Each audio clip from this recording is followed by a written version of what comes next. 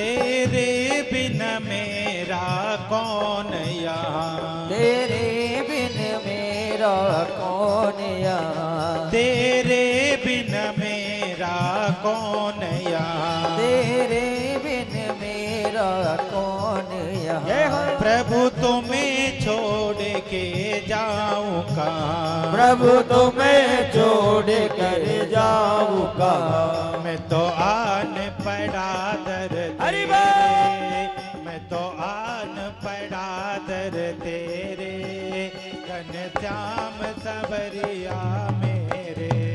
मेरा कोई न सहारा बिन तेरे, घनश्याम सवरिया मेरे। मेरा कोई न सहारा बिन तेरे, घनश्याम सवरिया मेरे। मेरा कोई न सहारा बिन तेरे, घनश्याम सवरिया मेरे।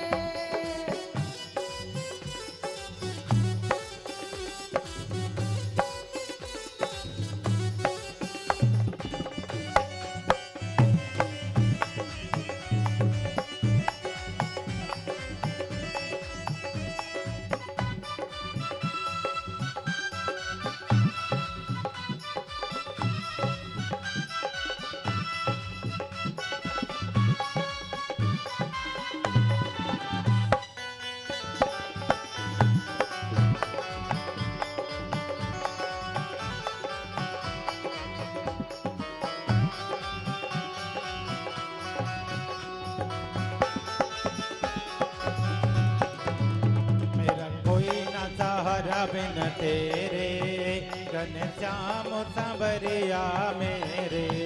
मेरा कोई न सहारा बिन तेरे, घनश्याम सवरिया मेरे। घनश्याम सवरिया मेरे, घनश्याम सवरिया मेरे। हे प्रभु, आपके बिना मेरा सहारा कौन है? आप ही तो मेरे सहारे हो, इसलिए मैंने आपको पुकारा। आज गर्भ को ठीक करके प्रभु पुनः जाने की तैयारी करने लगे, लेकिन मैं कुंती बुआ आई। कुंती बुआ कहने लगे, प्रभु मैं तुम्हें नहीं जाने दूंगी। बोले क्यों? बोले प्रभु जब तक मेरे पास सुख का समय रहा, जब तक मेरे पास सुख रहा, तब तक आप मेरे साथ रहे। प्रभु मैं तुम्हें नहीं जाने दूंगी। आज भगवान कहने लगे, देवी हे बुआ जी, आपको कुछ मांगना है तो कुछ मांग लीजिए। कुंती बुआ कहने लगे, प्रभु आप देना चाहते हो तो मुझे एक ही वरदान दे दो कि मेरे पास से कभी दुख जाए ही ना, दुख ही दुख मेरे पास में बना रहे। क्योंकि मुझे पता है यदि दुख रहेगा तो आप मेरे साथ में रहोगे। प्रभु मुझे सुख नहीं चाहिए। सुख के माथे सिल पड़े, जो हरि हृदय सो जाए, बलिहारी बा दुख की, जो पल पल ना मुरटाए। जैसे ही कुंती बुआ ने दुख मांगा तो प्रभु ने दुख नहीं दिया, क्योंकि प्रभु के पास दुख है ही नहीं है सज्जनों। उनका नाम तो आनंद कंद है। प्रभु को भगवान कभी किसी को दुख नहीं देते, वो तो आनंद ही आनंद देते हैं। हम और आपको दुख मिलता है तो हमारे कर्मों के अनुसार मिलता है। भगवान कभी किसी को दुख नहीं देते।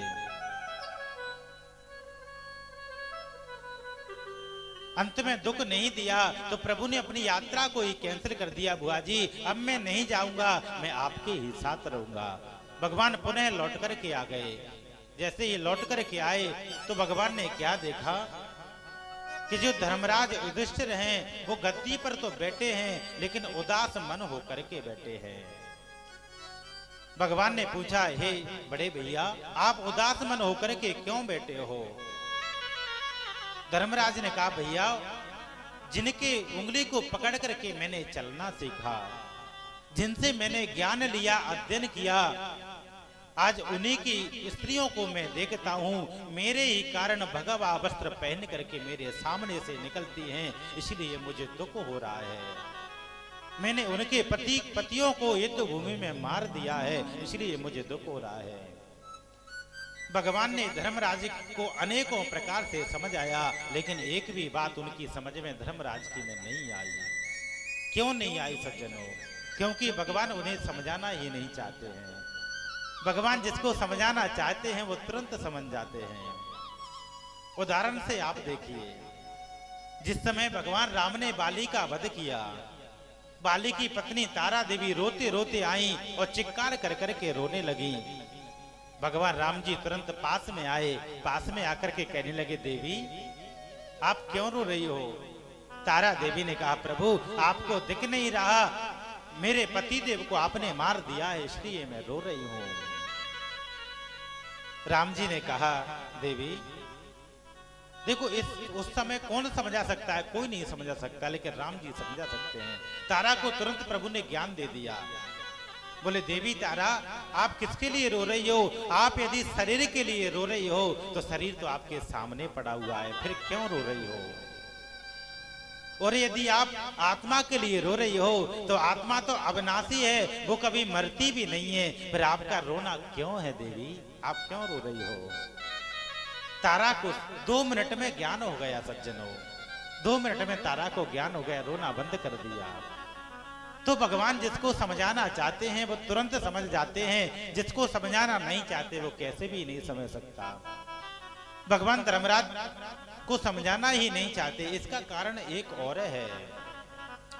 धर्मराज इसलिए नहीं समझ रहे क्योंकि धर्मराज युधिष्ठिर हैं, वो श्री कृष्ण को छोटा भाई मानते हैं, और जब छोटा भाई बड़े भाई को समझाता है तो बड़ा भाई समझता है ये छोटा ही तो है, ये क्या समझाएगा मुझे। बोले हाँ हाँ ठीक है कर लेंगे, इसलिए भी नहीं समझ रहे। जब तक बड़े की भावना हमारी नहीं रहेगी, बड़प्पन की गुरुत्व की भावना नहीं रहेगी, तब तक बात समझ में नहीं आ सकती सज्जनों। तीसरा कारण ये भी है कि भगवान जानते हैं कि अभी पितामह भीष्म 56 दिन से बाणों की सैया पर लेटे हुए हैं, उनको भी मुझे जाकर के दर्शन देना है, इसलिए भी नहीं समझाना चाहते हैं। अंत में भगवान ने 5 पांडवों को, द्रौपदी को साथ में लिया, और पितामह भीष्म जहां पर हैं उनके रोम रोम में बाण लगे हुए हैं, वहीं पर पास में पहुंच गए। बेपदा संतुना सस्वत तत्र तत्र जगत गुरु भवतो दर्शनम यस्या अपुन